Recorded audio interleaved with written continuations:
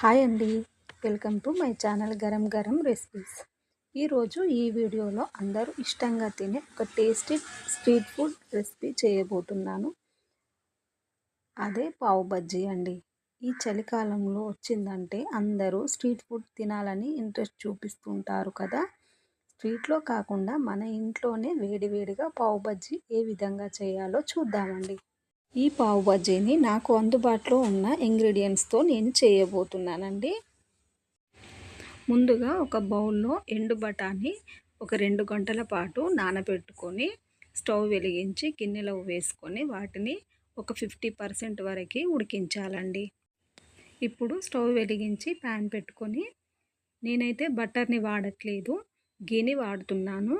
సన్నగా తరుక్కున్న ఉల్లిపాయ ముక్కల్ని, పచ్చిమిర్చి, సన్నగా తరిగిన టమాటోల్ని, అవి 10 నిమిషాలు మగ్గాక క్యాప్సికమ్ ముక్కల్ని వేసుకొని మరొక 10 నిమిషాల పాటు మగ్గనివ్వాలి.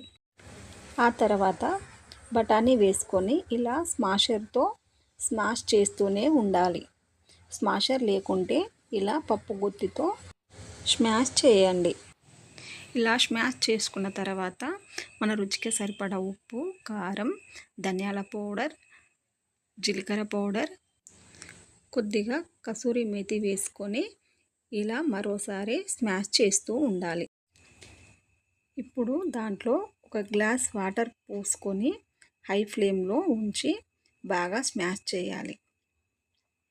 ఆ తర్వాత కొద్దిగా చాట్ మసాలా వేసుకొని, కొద్దిగా ఉల్లిపాయ, కొద్దిగా కొత్తిమీర వేసుకొని మరి ఒకసారి స్మాష్ చేసుకొని దింపేసుకోవాలి.